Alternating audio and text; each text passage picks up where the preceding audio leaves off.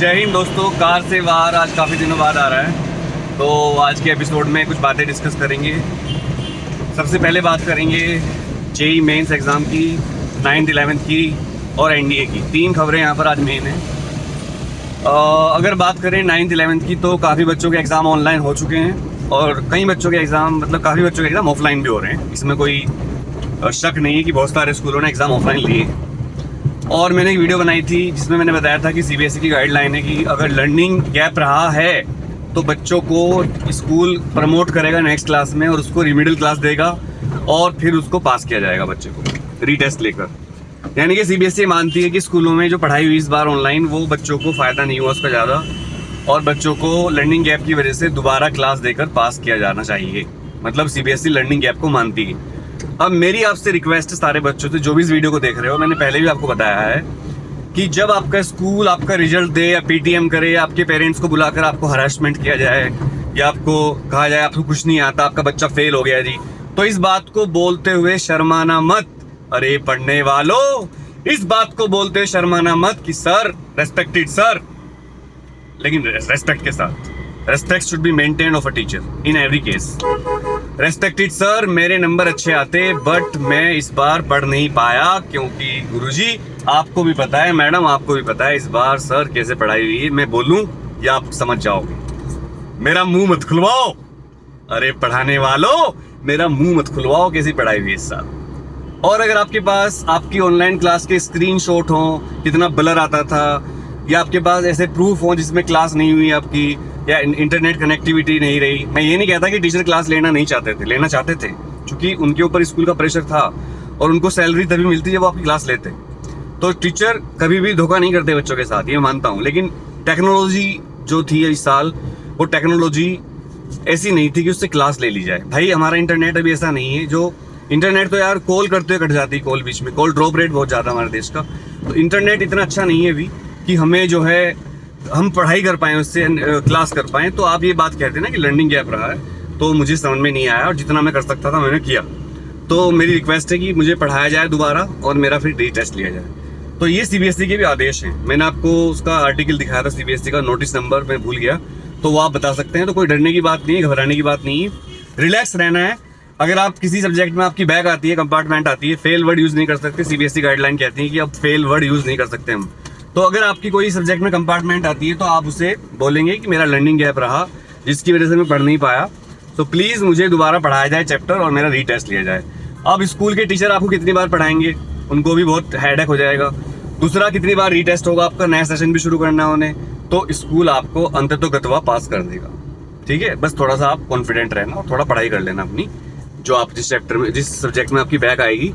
और जिन बच्चों को फेल से बहुत डर लगता है, तो मैं बता दूं फेल आप नहीं होंगे, आपकी बैक आ सकती है किसी सब्जेक्ट में, 1 में 2 में।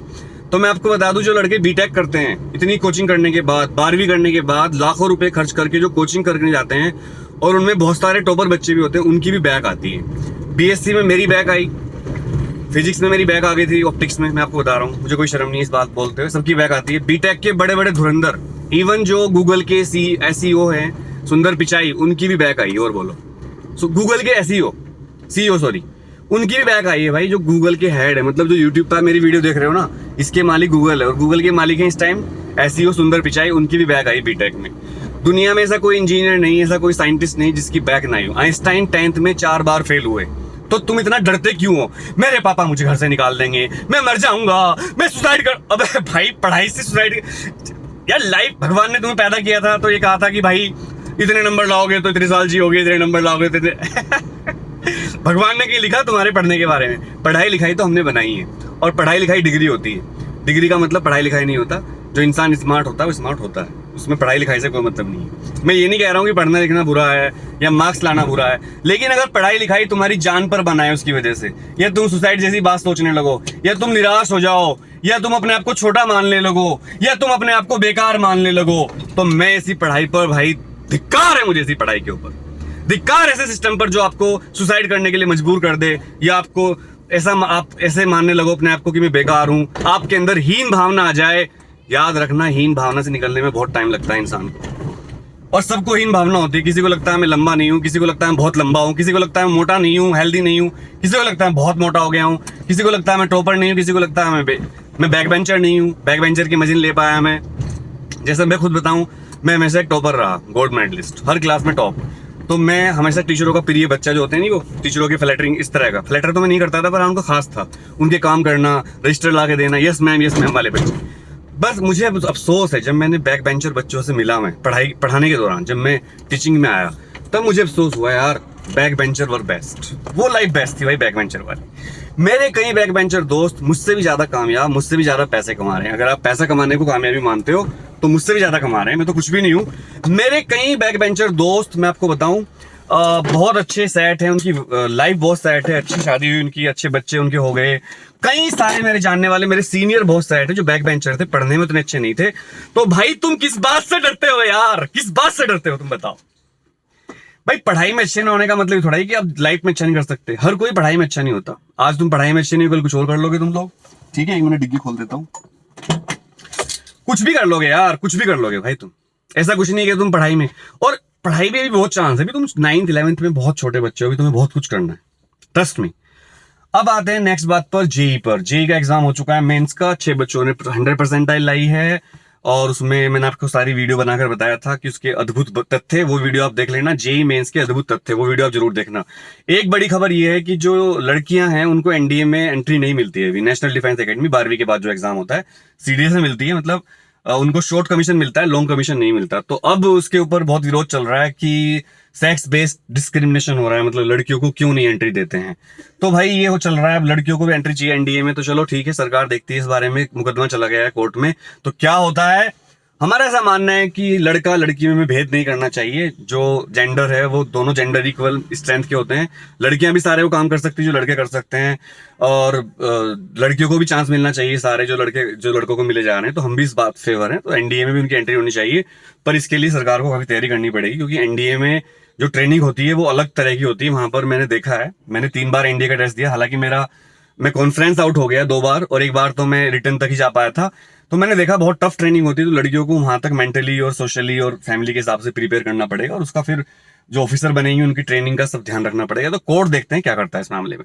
तो बस आज के कार से वार में इतना ही, और कोई बात हो तो कमेंट कर देना।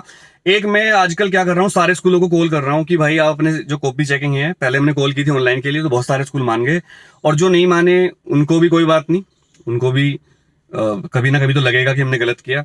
तो आप अपने स्कूल का नाम कमेंट कर देना नीचे, और ये भी बताना आपके एग्जाम कैसे हुए, कौन सा पेपर आपका अच्छा नहीं हुआ, कौन सा पेपर अच्छा हुआ, ये कमेंट करना। आपके स्कूल का नाम शहर के साथ कमेंट कर देना। मैं फिर कॉल करूंगा कि भाई बच्चों को पास करो, ज्यादा से ज्यादा रिक्वेस्ट करेंगे उनसे।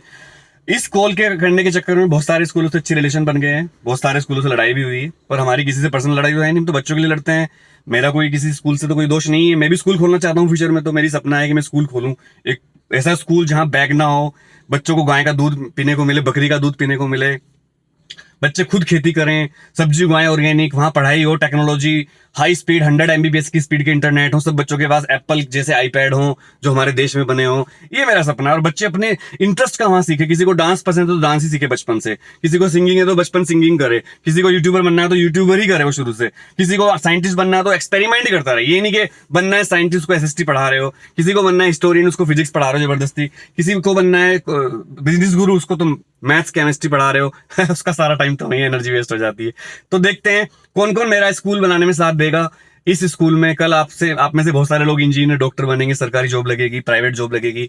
तो कौन कौन मेरा साथ देगा इस प्रोजेक्ट में, इस स्कूल को बनाने में। यहाँ पर कोई भेदभाव नहीं रखा जाएगा, कास्ट रिलीजन कोई भी हो, सब बच्चों को एंट्री मिलेगी। कोई टेस्ट नहीं होगा एंट्री के लिए, बस आपका एप्टीट्यूड देखा जाएगा, आप कौन सा एप्टीट्यूड में। ऐसा स्कूल बनाने का मेरा उद्देश्य है। तो आपको कमेंट करना है अपना स्कूल का नाम, शहर का नाम, क्या आप मेरा इस प्रोजेक्ट में साथ दोगे वो कमेंट करना है। इस स्कूल का नाम हम क्या रखें ये कमेंट करना है। और आप सब खुश रहें। अगर किसी बच्चे की बैक आती है, मैं रिपीट कर देता हूं, तो आप स्कूल को बोलोगे जो पीटीएम होगी या जैसे बुलाया जाएगा आपको रिजल्ट के लिए, रेस्पेक्टेड सर लर्निंग गैप रहा था, लर्निंग गैप। टीचर आपसे पूछेगा फेल क्यों हुए, सर मैं फेल नहीं हुआ, मेरी कंपार्टमेंट आई है। हाँ वही कंपार्टमेंट क्यों आई, सर मेरी कंपार्टमेंट नहीं मेरी बैग आई। हाँ वही तो क्यों हुए, माफ करिएगा इस बार थोड़ा सा मैं लर्निंग गैप रहा मेरा। लर्निंग गैप क्या मतलब, माफ करिएगा मैं थोड़ा गुस्सा कर सकता हूँ, माफ करिएगा इधर उधर हो सकता हूँ। लर्निंग गैप क्यों रहा अभी बताता हूँ, और फिर तो आप थोड़ा रेस्पेक्टफुली बताना कि इंटरनेट की प्रॉब्लम रही, मैं थोड़ा फनी मूड में वीडियो बना रहा हूँ, इंटरनेट की प्रॉब्लम रही या फिर आपकी सर, आपको याद है सर उस दिन क्लास आपने कहा था आज क्लास नहीं ले पाऊंगा मैं, आज हमारे घर में बिजली नहीं है, आज मेरा नेट खराब हो गया, आज मेरा फोन नहीं चल रहा है, आज मेरा डेटा खत्म हो गया। सर उस दिन याद है जब सर बच्चों ने आपको परेशान कर दिया था क्लास में, आपने क्लास बंद कर दी थी गुस्से में। ऐसे बहुत सारी चीजें हैं जो आप बता सकते हो, या आपके पास फोन ना हो, आपके पास इंटरनेट ना हो। कहीं फैमिली ऐसी थी जहां पर एक ही फोन था, 2 बच्चे थे पढ़ने वाले, 3 थे। कहीं ऐसा फोन था, एक ही फोन था, पापा ले गए ऑफिस। कहीं के पास नेट नहीं था, 1 GB 1.5 GB डेटा खत्म हो जाता है बहुत जल्दी जूम बहुत डेटा कंज्यूम करता है। तो सारी चीजें लर्निंग गैप थी, सीबीएसई को पता है, सीबीएसई स्कूलों को नोटिस दे चुकी है। अब बारी आपकी है। मेरे कहने का मतलब है you should respect school, you should respect principal, you should respect teachers, very respectful, but you should not bear the injustice. Love you all, जय हिंद। और अपनी भारतीय परंपरा को मत भूले, टीचरों के पैर छुआ करो, जैंट टीचर के, मैडम के, सबके पैर छुआ करो। अगर आप लड़के हो, लड़कियां पैर नहीं छूती हमारी संस्कृति में। और नमस्ते क्या करो, मन से रेस्पेक्ट करना। याद रखना, कोई टीचर किसी बच्चे का बुरा नहीं चाहता। 1-2% हो सकते हैं जो ट्यूशन के लालची टीचर होते हैं कि मेरे से ट्यूशन नहीं पढ़ा, इसको फेल करूंगा, मेरे पैसे नहीं दिए, इसको फेल करूंगा। ऐसे टीचर बहुत थोड़े होते हैं। 99.9% टीचर बहुत प्यारे होते हैं। आपको कामयाब करना चाहते हैं, उनकी रेस्पेक्ट करो। टीचर सम्मान का भूखा होता है और कुछ नहीं चाहिए उसको, असली टीचर। Love you all.